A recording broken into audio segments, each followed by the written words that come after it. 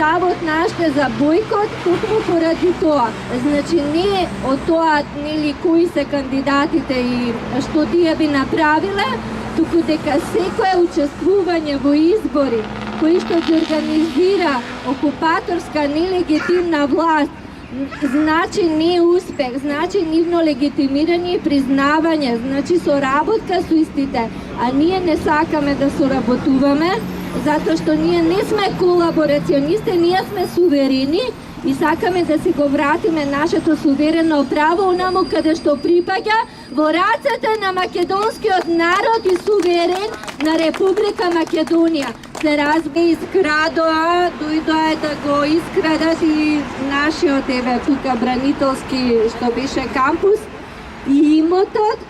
а со една изјава како да една видна и најблаг збор да се каже, кога од град Скопје официјално кажале дека ова било само ѓубре и морало да се отстрани. Така што не се ѓубре. Само е најголемо. Да, во судот е списокот од над 100 и нешто предмети, меѓутоа судиката го утврди барањето да се утврди да се изведе доказна постапка и сега е на апелација предметот. Значи не сме завршиле ние ниту со одбраната, ниту со осудата или со одговорноста што треба да ја поднесат тие што ни го прават ова. Денес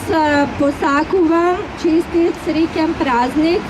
на сите жени, мајки и бранителки, а особено на македонските, затоа што тие во овој историски момент се најдоа во една таква ситуација да застанат на браникот и се покажа и многу по-одлучни, по-храбри и по-воинствени, нели во најбогатата комплексна смисла на тој збор, бидејќи со најголемото оружје застана тука, со љубовта кон татковината и кон своите родни огништа, што е доволен предуслов да се успее во таа борба и ние сме со таа мисла и со таа заложба и ги продолжуваме нашите понатамошни активности кои што сега се во рамките на Македонскиот народно-ослободителен фронт, од каде што ќе продолжиме со сите наши иницијативи за конечно ослободување на Република Македонија од наметнатата окупаторска диктатура и власт која што никој од нас овде и од родолюбивиот македонски народ не ја прифаќа.